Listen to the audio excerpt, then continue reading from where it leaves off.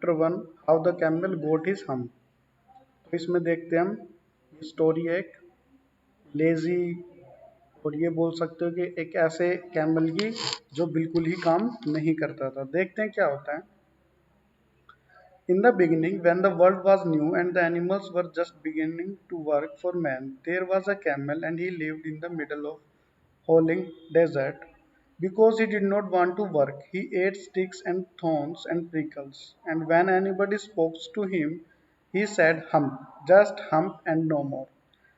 तो जब शुरुआत हुई और शुरुआत में जब जानवरों ने इंसानों के लिए काम करना शुरू किया, तो उसमें सिर्फ एक था ऊंट, जो कि रेगिस्तान में आराम से बैठा था, कोई काम नहीं करता था। वो रेगिस्तान में पड़े हुए घास फूस जो भी उसे मिल जाता वो उससे खा लेता और गुजारा कर लेता, वो काम नहीं करता। और बल्कि जो भी उससे कोई काम करने के लिए बोलता तो उससे वो क्या बोलता, हम, सिर्फ क्या कहता, हम। Presently the horse came to him on Monday morning with a saddle on his back and said, Camel, O camel, out, come out and trot like the rest of us. तो एक दिन सुबह सोमवार को उसके पास में एक क्या आता है, घोड़ा, और घोड़ा आकर के उससे क्या कहता है, ऊंट, ओ ऊंट, चलो हमारे साथ चलकर काम करो जैसे हम सभी कर रहे हैं। अब ऊंट उसको भी क्या कहता है, हम। And the horse went away and told the man. अब हॉर्स, घोड़ा वापिस जाता है और दोबारा आदमी को बताता है कि ऊंट तो ऐसा कह रहा है। Presently the dog came to him with a stick in his mouth and said. अब उसके पास फिर कौन आता है, एक डोगी आता है, और डोगी आकर के क्या कहता है, camel, O camel, come and fetch and carry like the rest of us. आओ हम मेरे पास चलो और जैसे कि हम पकड़ के चल रहे हैं ऐसे काम करो जैसे कि हम सभी कर रहे हैं। ऊंट उसको भी क्या कहता है, हम। And the dog went away and told the man. अब डॉगी भी किसके पास जाता है, आदमी के पास, और जा करके सारी कहानी बताता है। Presently the ox came to him with the yoke on his neck and said, camel, O camel, come and plough like the rest of us. फिर ऊंट जाता है उसके पास में। अब इस बार ऊंट के पास कौन जाता है, बैल। बैल जाकर के कहता है कि ओ ऊंट, चलो हमारी तरह खेत को जोतो जैसे कि हम करते हैं। अब ऊंट उसको भी क्या कहता है, हम। अब ओक्स भी किसके पास जाता है, आदमी के पास, और पूरी कहानी बताता है कि क्या हुआ उसके साथ। At the end of the day the man called the horse and the dog and the ox together and said, 303 I am very sorry for you. अब आदमी आखिरी में तीनों को बुलाता है, घोड़े को, बैल को और डोगी को, और कहता है कि तुम तीनों ध्यान से सुनो, मैं तुम तीनों से सॉरी बोलता हूँ। But that humph thing in the desert can't work.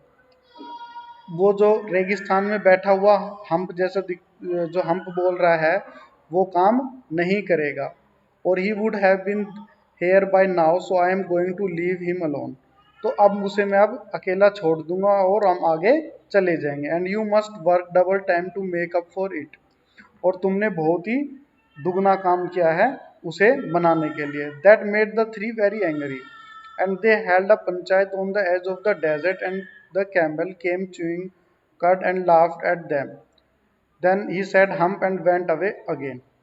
अब तीनों ने मिलकर के क्या करी, पंचायत कर ली रेगिस्तान में। किन तीनों ने, घोड़े ने, बैल ने और डोगी ने, कि चलते हैं हम कैमल के पास और उसे कहते हैं कि भाई काम कर ले। क्योंकि इन तीनों को गुस्सा आता है, भाई इंसान उनके लिए इतना कर रहा है और वो काम नहीं कर रहा। तो फिर वो अब वहां पे ऊँट बैठा होता है, चबा रहा होता है अपने आराम से, और उनको देखकर हंस रहा होता है। फिर उसको क्या कहता है, उन तीनों को, हम, और आगे चल देता है। Presently there came to along the jinn who was in charge of all desert rolling in a cloud of dust. अब वहां पे एकदम से वो तीनों जब चल रहे होते हैं तो वहां पे आता है जिन, क्योंकि जिन उस रेगिस्तान का मालिक होता है। जिन of all desert said the horse, is it right for anyone to be idle. अब वो तीनों जाकर के जिनको कहते हैं, क्या किसी को इतना, किसी का वो होना चाहिए, idle. Certainly not said the djinn, नहीं किसी को इतना जिद्दी नहीं होना चाहिए। Well said the horse, there is a thing in the middle of your desert with a long neck and long legs and he hasn't done a stroke of work since Monday morning he would not trot. अब घोड़ा जिनको क्या कहता है, कि तुम्हारे रेगिस्तान में एक लंबी सी गर्दन का और लंबी सी टांगों वाला बीच में बैठा हुआ है, जिसने सुबह से बिल्कुल ही काम नहीं किया है। Whew, said the djinn whistling, that's my camel, what does he say about it? ओ, वो तो जिन कहता है वो तो मेरा ऊँट है। क्या कहा उसने? He says hump, वो क्या कहता है? hump. And he would not plow, said the ox, और ox ने कहा कि वो तो खेत भी जोतने के लिए मना कर रहा है। Very good, said the djinn, ठीक है, I will humph if you will kindly wait a minute, तुम सिर्फ 1 मिनट रुको, मैं उसे हम्प ही कर देता हूँ, मतलब उसको एक तरीके से ठीक करता हूँ। वो ऐसा कैसे बोल रहा है? जिन rolled himself up in his dust cloak and took a walk across the desert and found the camel looking at his own reflection in a pool of water. अब जिन क्या करता है, उसको वहां से ऐसे गोल गोल घुमाता घुमाता घुमाता डेजर्ट के पास पहुंचता है और वहां जाकर के ऊंट को देखता है। ऊंट को देखता है तो ऊंट को क्या दिखता है? ऊंट को दिखती है अब एक वहां पे पानी ले आता है, पानी में ऊंट को अपनी ही परछाई दिखती है। My friend, said the djinn, what is this I hear of you doing no work. अब वो जिन जाके ऊंट से क्या कहता है? ओ मेरे दोस्त, मैं क्या सुनता हूँ कि तुमने काम करते नहीं हो। Djinn sat down with his chin and his hand while the camel look at his own reflection in the pool of water. अब ऊंट क्या करता है? देखो, इसमें जैसे वो परछाई को देख रहा होता है अपने को, जिन अपने हाथ को ऐसे रख के ठोडी पे, और वो सोचता है कि इसका क्या किया जाए। You have given the 3 extra work ever since Monday morning, all on count of your idleness, said the jinn, and he went on the thinking with his chin in his hand. और वो सुबह से सोचता कि तुम्हें 3 ऐसे क्या काम दिए जाएं जो तुमने सुबह से बिल्कुल भी नहीं किए।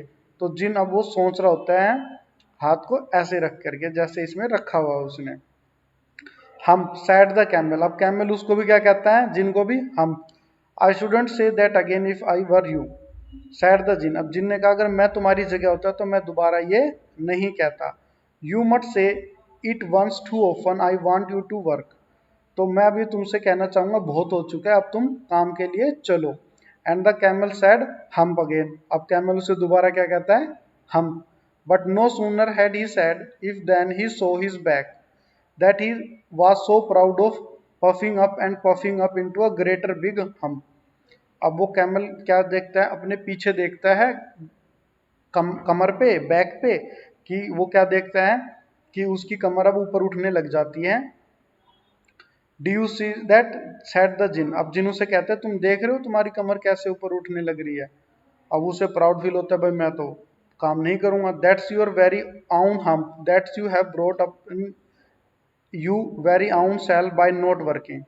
अब उसे जिन कहता है कि तुमने काम नहीं किया इसलिए ये और ज़्यादा ऊंची होती चली गई। टुडे इज थर्सडे, और आज थर्सडे है, मंडे से थर्सडे हो गया, तुमने काम बिल्कुल भी नहीं किया।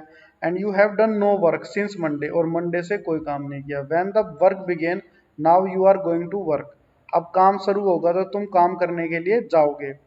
How can I, said the camel, अब कैमल क्या बोलता है? मैं कैसे जाऊं? With this hump on my back, मेरी बैक पे तो ये हम्प बन गया, मतलब जो कुबड़ नहीं होता है वो आ गया, अब मैं कैसे जाऊं?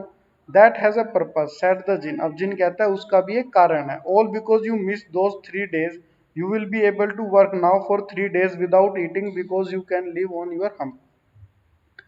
अब उसे जिन कहता है कि चलो ठीक है, इसका एक कारण ये है कि अब तुम 3 दिन तक तुमने काम नहीं किया, तो अब तुम 3 दिन तक बिना खाना खाए जिंदा रह सकते हो, क्योंकि वो अब तुम्हारे हम की वजह से होगा। And don't you ever say I never did anything for you, come out of the desert and go to the three and behave. और अब जिन कहता है कि अब कभी भी ऐसा दोबारा मत करना, अब रेगिस्तान से चलो और उन तीनों से जा करके अच्छे से बात करना। And the camel went away to join the three, और कैमल चला जाता है और तीनों को ज्वाइन कर लेता है और काम करना शुरू करता है। And from that day to this the camel always wears a hump, we call it hump now, not to hurt his feeling. और हम आज उसको क्या कहते हैं? हम, ताकि उसको बुरा ना लगे। किसको? कैमल को। But he has never yet caught up with the 3 days that he missed at the beginning of the world, and he has never yet learn how to behave. और अभी ऊंट को आज तक नहीं पता कैसे बिहेव करना है। और जब दुनिया की शुरुआत हुई थी तो जो 3 दिन उसने मिस कर दिए थे, वो आज तक उसके कभी पूरे नहीं हुए, इसलिए हमारा काम डेली का डेली करना चाहिए। एक दिन का काम मिस करोगे बच्चों तो वो नेक्स्ट डे रेडी हो जाएगा, तो इसलिए डेली का काम डेली करो। और ये एक्सरसाइज करनी है, ठीक है। और उससे पहले इसके वर्ड मीनिंग कर लेना अच्छे से, ये चैप्टर के बीच में लिखे हुए हैं। और यहाँ पे ना कुछ बच्चे ये पूछेंगे कि जो जिन है उसकी स्पेलिंग में DGINN है, तो बच्चे यहाँ पे जो डी है ना, ये डी साइलेंट है, इसे जिन बोलते हैं, ठीक है।